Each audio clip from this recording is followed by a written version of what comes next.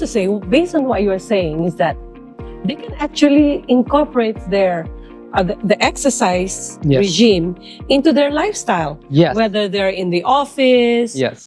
they are a Grab driver. Yeah. By increasing their mobility. Yes. By setting small goals. Yes. By parking I like that. Park yourself far from the shopping mall. Yes, it is. Get But more steps. Malaysians, they will find and go round and round to To get park close as close as the possible, right? latest. Yeah. And normally in shopping malls, there are escalators or walkalators. And people, you will see them like just standing there. They're not moving. Rather than walking. Yeah, it is. This is a Malaysian style. I like that. Yeah. That's very good. Very practical and I think doable. Yes. We need to be consciously aware of movement. Yeah. I think we are created to move. What about using pedometer or watches that has counting steps? Steps. Is okay. it? I would say as a beginner, counting step actually is very good. But as you progress, okay, we look at the first question they asked me just now, the physical activity and exercise itself. Yes. Walking to some people is not exercise. For those who actually fit enough, walking is not exercise because it don't create physical adaptation, right? So for those who never exercise, counting step actually is a very good start. Right. So wearing the smartwatch, set a goal for them. Yeah, this is actually one of the gadgets actually we can use to promote. But somehow it might create dependency. All right, this is another issue we can talk next time. But counting step is a good start. Okay. Yeah. How important it is to equip yourself with the right tool to exercise, like wearing the right kind of shoes, wearing the right type of shirt, and other exercise gadgets. To me, all right. I like barefoot training. I like barefoot training. I want to keep it as simple as possible. A lot of shoe company claim to be the best shoe. We have like a neutral, we have like a stability shoe. Yes. The most important thing is sometimes changing the shoe to a stability shoe can be too rigid to some people. Find your shoe with comfort. Comfort first. You need to spend so much money on. To me, no. I think you find your comfort shoe to run with. Like, say you want to join membership, right? To my experience, I'm a gym instructor in the gym for many years. People pay for the gym membership, they don't go. And why not just buy a yoga mat, an exercise mat that actually you can do a calisthenic, just push up, sit up, buy a pull-up bar, hang on your head all the way, and then just do a pull-up. All this can be very cheap to start with. I think sometimes the gadget itself is overrated. Right. Yeah, it is. So I think start small, simple. Don't make the whole process complex. You already have a so stressful life. Make it simple. Yeah. So if you have like two gadgets that you must have if you're going to start exercising, what would you recommend for beginners? For beginner, all right. So shoe, because I would recommend a zone 2 training. Right. By brisk walking, you need shoe. Yes. If you are good at it, you can jog. You need shoe as well. Yeah. The other thing is like system band, because it's compact and you can travel everywhere with the band. You can put it in your bag. Yeah, exactly. And travel anywhere, and then it's so cheap. It's so cheap. It's like a 10 ringgit per piece in Malaysia. Wow. So you can buy a multiple piece, and if you're strong enough, you can buy 5 pieces and then you do it together. Yeah, it's much more effective than you pay for other gadgets, which is you don't really use. I remember I buy a treadmill for my mom's. Treadmill, yeah. Yeah, and it's just full of spider web. No one use it. Yeah. Yeah, I heard a lot of people. In the beginning they're so keyed up of buying treadmill, but after a while it's just sitting there. And so sometimes I think just go with the nature, like walking, running, all this. A good rubber shoes, running shoes. Not so expensive one. Put your feet on the shoe and then try to walk around. Yeah. Don't need to bother about those marketing skills. Just believe your instinct. Feel your feeling. will always tell you the right thing to do. That's very good. Yeah. I think it's a very practical advice, especially to those who will always have 1,000 reasons why they cannot start exercising. Yeah. Shoe very expensive, Yes. the dumbbell so expensive, Yes. so many other reasons. So shoe and the resistance Yes. band, I think that those are very important. Now we're going to the other end of exercise.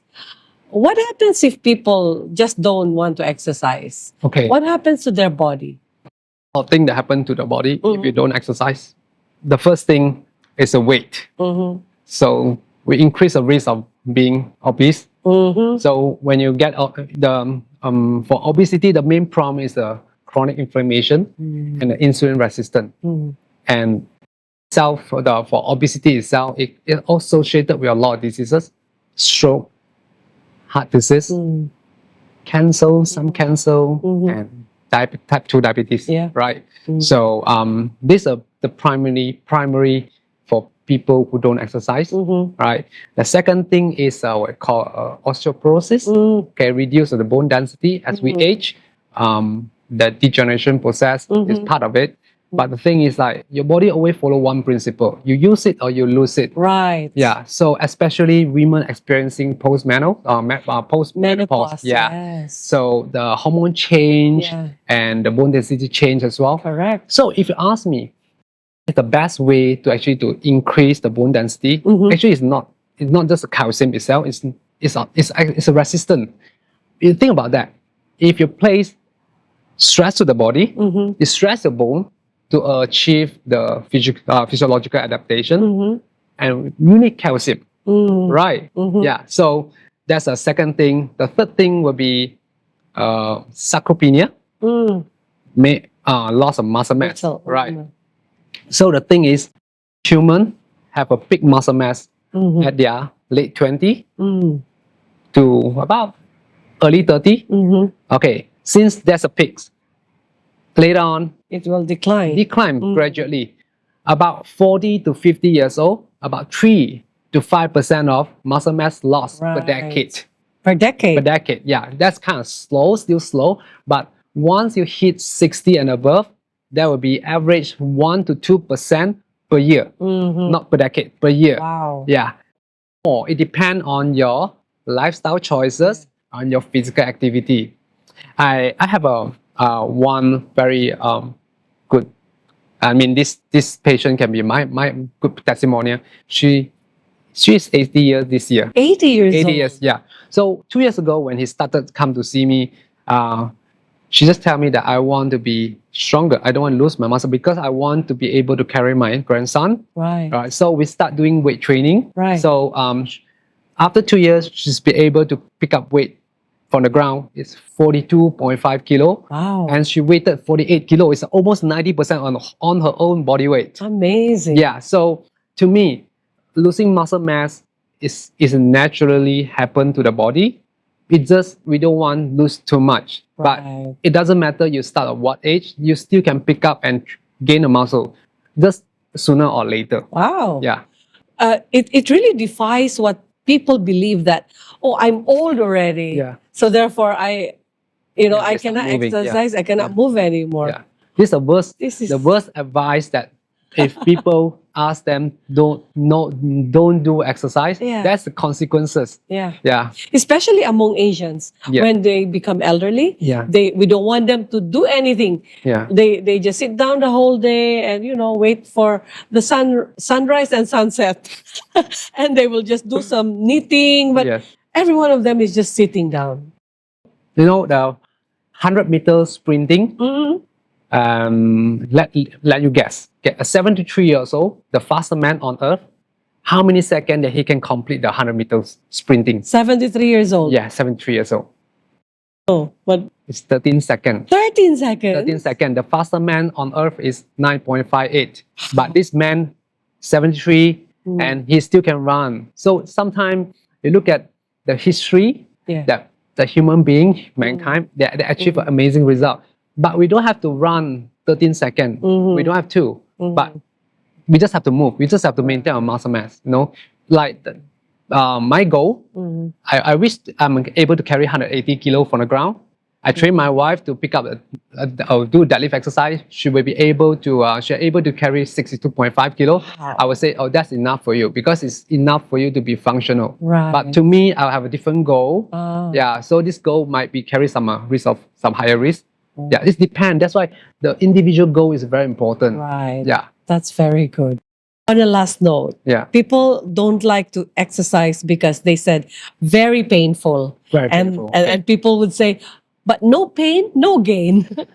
What is your thought on that? What's my thought about no pain, no gain? Okay, this is quite an old philosophy that I think that arises from Arnold Schwarzenegger era. Okay, so I think that's a rise of the bodybuilding. Okay, so we call iron pumping. So since then, people kind to like to do that. Okay, and to me, it's not 100% correct. You need to respect the body. So as we say, you have to start slow. It's a painful process because losing weight or start exercising, you have to move up from the comfort zone. Okay, it's a painful process, but it's not that painful. It's not the pain until that next day you cannot move. I remember my first year of doing my training, I was looking all the information online. And I will look at, wow, this is a legs workout from some famous trainer. I want to follow it. I will follow this program. Exactly, I do it. It made me squat down. I cannot get up for 1 week. It's very painful to get up. I think to me, this is a bad experience that we don't encourage no pain, no gain principle. For someone who just start, that might be discourage them. Yeah. You know, one of the greatest lifestyle problem in Malaysia, among Malaysians, is physical inactivity. Yeah. So, and we have many young people who are not engaging in any form of physical activity. Yes. What would be your advice to them? Okay, my advice to them. We go back to the first one. Okay, we find why they don't like exercise first. Okay. Right. I will try to be open to them, listen to their challenge first, because I think the most challenges to them is like they have a lot of, phone temptation. They engage with the activity that actually make them lazy to move. Right. A lot of stress from work, family issue. I think help them to identify their problem first, and I think we must provide a social support, a group support, like what we are doing now in the church, right? We actually start with group training. I tell you what, I think 50% of people, they don't like exercise. They have never exercised before. But I think we start slow, we have fun. We don't talk about losing weight. Don't stress them. Don't immediately say, you must lose 3 kg in the first month. No. I think until now, we started several months, but we don't emphasize on result yet. But the good thing is like, we look at the stages of behavior change. We see some people, they ask for additional frequency of training. So now we knew that this guy is ready to change. The next step I would say maybe start some weight loss challenge. Right. Okay, so maybe one week of the clean diet challenge. Okay. Yeah, to make them to see result. We need to look at the biopsychosocial model. Okay? Not just a result. Yeah. Okay, and I tell you what, people who have this like 3-month, 4-month body transformation, usually they cannot sustain.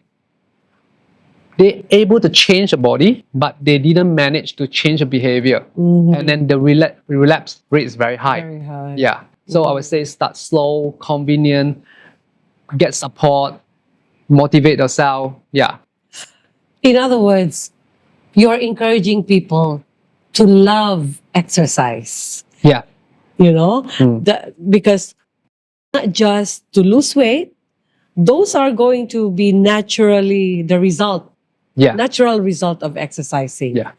But put in the mind the conscious effort, the choices to move, to put exercise in their daily activity, in their daily schedule, insert it in their lifestyle, whether they are workers in the office or they are driving Grab or whatnot. Insert it in that and then begin to put it as their goals. Yeah. depending on how they want it. Yeah. My wife sent me a question, a video, an Instagram post. Okay. And I use the analogy to explain to people why you don't exercise, why you can't stick to exercise. Can you go out to work, or can you go out to date someone or for appointment without brushing your teeth? You can't, right? Because this is a habit that since that you've been practiced since your childhood. Correct. Yeah, exercise is not been practiced since childhood. I think you gotta do it until you feel very comfortable. Yeah, so we don't push so hard in the beginning. Right. Yeah, you have to make them love exercise. Yeah. I'm starting to love it now. Listening from you and learning all these really very good nuggets about exercise. It's debunking all the things that I have, especially the negative part about exercising. And I think our listeners and those who are viewing our videos have gained so much knowledge. And now they are thinking, I hope you are now thinking to start exercising, because really, exercise is like food. Yeah, it's like food. It's like food. It's a daily, the essential thing that we need. It's an essential thing that we need to develop as a lifestyle. So thank you so much, Kha Wei. We've been really blessed and honored to have you. Thank you very much for listening and for watching this video. Bye-bye now.